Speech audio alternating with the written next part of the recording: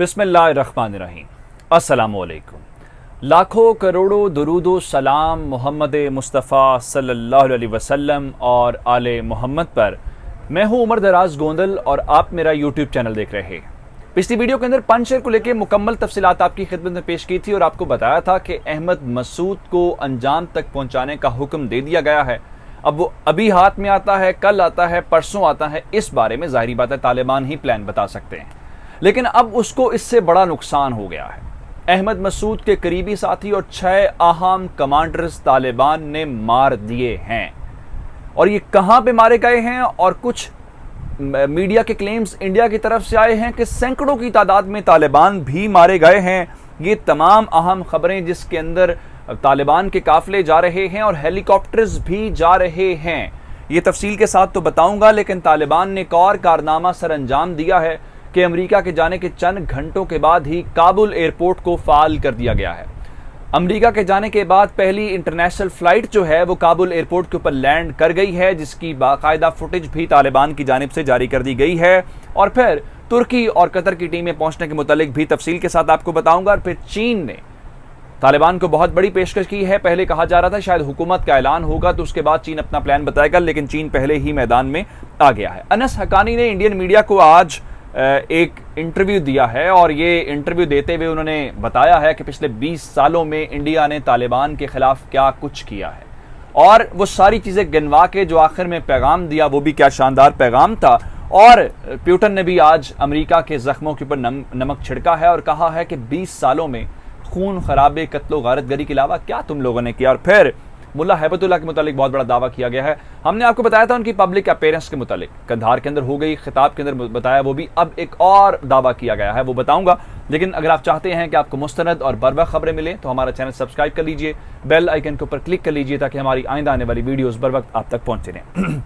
नाज़रीन, मैंने आपको ये खबर कल दी थी कि तालिबान जुमे के रोज अपनी हुकूमत का ऐलान कर सकते हैं, जिसका गालिब इम्कान है और यही कहा जाए। लेकिन लगता यह है कि जुमे के दिन से पहले पहले तालिबान ये चाहते हैं जिस तरीके से उन्होंने बाकी अफगानिस्तान फतह किया है, बिल्कुल उसी तरीके से वो पंजशेर को क्लियर करके अपनी हुकूमत के अंदर शामिल करना चाहते हैं। गो कि हुकूमत के नाम सामने आना शुरू हो गए हैं। मुल्ला अब्दुल गनी बरादर के मुतालिक मैंने आपको कल बता दिया था कि उनको वजीर खारजा तैनात किया जा रहा है। अब एक और अपॉइंटमेंट के मुतालिक भी मुझे खबर मिली है जो मैं आपको शेयर करके फिर पंजशेर के ऊपर ले जाना चाहता हूं। वो ये है कि जो मुल्ला याकूब हैं, मुल्ला उमर के साहबजादे, उनको वजीर दिफा की जिम्मेदारी दी जा रही है और हक्कानी खानदान जिन्हें अनस हक्कानी हैं या खलील हक्कानी हैं, उनको भी जिम्मेदारी दी जा रही है। उनको भी एक वजारत, शायद इंटीरियर मिनिस्ट्री है, अभी उस बारे में हम तस्दीक नहीं कर सकते क्योंकि अभी उनकी वजारत के मुतालिक हमें खबर नहीं उस तरह से मिली। अब आते हैं तालिबान के मुतालिक और पंजशेर। तालिबान ने पंजशेर को निशाने के ऊपर लिया हुआ है और तालिबान ने 6 अहम कमांडर उड़ाए हैं। ये अहमद मसूद के इंतहाई अहम साथी थे और इनको कहां पे उड़ाया गया है, जो पंजशेर का एंट्री गेट है, यानी जो गुलबहार का इलाका है परवान सूबे का, वहां पे जब तालिबान ने स्ट्राइक की है तो उस दौरान उन्होंने इन 6 कमांडर्स को मारा है। इंडियन मीडिया इस वक्त खबरें चला के जो जश्न मना रहा है, इंडियन मीडिया ये कह रहा है जी कोई 350 तालिबान मारे गए, लेकिन ना कोई उनके पास फुटेज है, ना कोई तस्वीर है, ना उसकी कोई तस्दीक है। लेकिन हम जो आपको बता रहे हैं, आप उस सिलसिले में बाकायदा तस्दीक कर सकते हैं कि 6 अहम कमांडरों को मारा गया है, जिसकी तस्दीक हो गई है। और मैं आपको एक नाम बता देता हूं, आप अगर उसको ही गूगल करेंगे तो आपको अंदाजा हो जाएगा ये शख्स कौन था, कहां मारा गया और इसका मजमूई तौर पे सारी सूरत हाल के साथ ताल्लुक क्या है।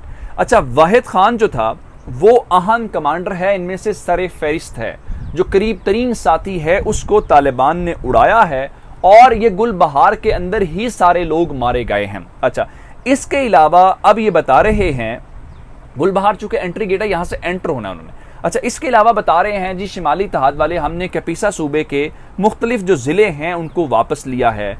मिसाल के तौर पे दे बाबाली का इलाका है, जमालगाह का इलाका है और कोबन का डिस्ट्रिक्ट है, ये हमने तालिबान से वापस ले लिए हैं। लेकिन उधर तालिबान के खिलाफ अहमद मसूद ने आज पंजशेर के अंदर एक बहुत बड़ा इकट्ठ किया। उसने लोगों को बताया कि क्या सिचुएशन है और मेरी मदद करो, जिसके बाद तालिबान के जो लोग हैं उनका बयान, अमीर खान जो मुत्तकी हैं उनका बयान सामने है। उन्होंने कहा है कि पंजशेर के लोग चूंकि लड़ना नहीं चाहते, इसलिए वो लोग जो आपकी वादी के अंदर मौजूद हैं वो खून खराबा करवाना चाहते हैं या इस सारा खेल खेलना चाहते हैं, तो आपका फर्ज बनता है कि आप इन लोगों को अपने इलाके के अंदर पनाह न दें और इन इलाकों को बाहर निकाल दें। अच्छा, एक और जो ब्रेकिंग न्यूज आपको दे सकते हैं, जिला शुतल के मुतालिक बताया गया है कि ये पंजशेर का जिला है और तालिबान ने जिले के ऊपर कंट्रोल हासिल कर लिया है। इससे आप अंदाजा करें कि पंजशेर के अंदर क्या चल रहा है। और तालिबान के काफिले पंजशेर की जानिब रवाना है, जो रीइंफोर्समेंट भेजी जा रही है और बहुत सारे हेलीकॉप्टर्स भी देखे जा सकते हैं, जिसका मतलब ये है कि तालिबान, मेरी वो जो मैंने इंट्रो के अंदर बात की कि जुमे से पहले हर सूरत में उसको शायद क्लियर करना चाहते हैं, जिसके बाद रूस भी मैदान में आ गया है और रूस की वजारत खारजा ने एक एलामिया जारी किया है और कहा है हम तवक्को करते हैं कि दोनों अतराफ जो हैं वो बातचीत से मसले का हल निकाल लेंगे। अच्छा, इसके अलावा तालिबान ये नहीं है कि सिर्फ पंजशेर के ऊपर, वो बाकी भी तैयारियां कर रहे हैं, जैसे मैंने गवर्नमेंट के मुतालिक बताया।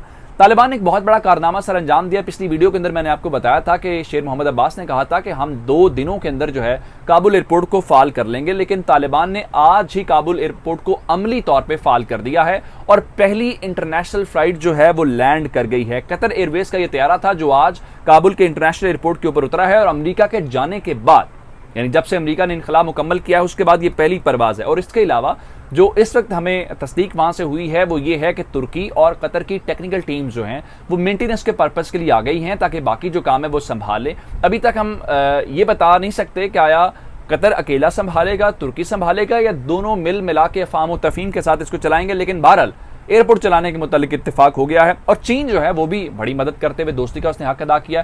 पहले कहा जा रहा था शायद गवर्नमेंट का ऐलान होगा तो चीन जो फैसला करेगा, लेकिन आज चीन की वजारत खारजा ने कहा है कि वो तामीर नौ के लिए, रीबिल्डिंग के लिए हाजिर हैं। हमें तालिबान सिर्फ एक बार इशारा करें और हम आके इन सारे मामलात को उनके लिए ठीक कर सकते हैं, उनको हल कर सकते हैं। अच्छा, इस सारी सूरत हाल के दौरान प्यूटन ने कहा है कि 20 सालों के दौरान अमेरिका ने बगैर कोई नुकसान के और कुछ किए ही नहीं है, सिर्फ और सिर्फ खून खराबा किया है, ट्रेजेडीज की हैं, ऐसी ऐसी स्टोरीज हैं जिसके मुतालिक शायद तारीख लिखती रहेगी। अच्छा, फिर अनस हक्कानी ने जो CNN 18 को इंटरव्यू दिया है और कहा है कि 20 साल इंडिया ने हमारे दुश्मन की मदद की है, हमारे खून खराबे के अंदर हिस्सा लिया, लेकिन इसके बावजूद हमारा ज़र्फ बड़ा, हमारा दीन हमें बड़ी बात सिखाता है, माफ़ करने के ऊपर हम यकीन रखते हैं। हम अब भी भारत को माफ़ कर सकते हैं और भारत अपने रास्ते ठीक करे और हम चाहते हैं कि ताल्लुकात हमारे नॉर्मल हो जाएं।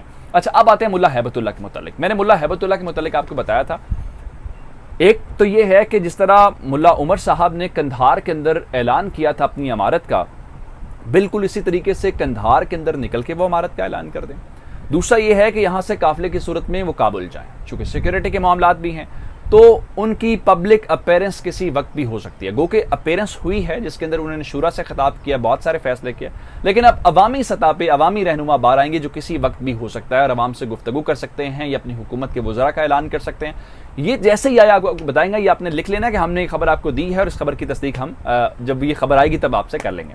मुझे उमर दराज गोंदल को फेसबुक, ट्विटर, इंस्टाग्राम को फॉलो कर सकते हैं। मेरा यूट्यूब चैनल सब्सक्राइब करिएगा। आपकी इस बातों का बहुत शुक्रिया। खुदा हाफिज़।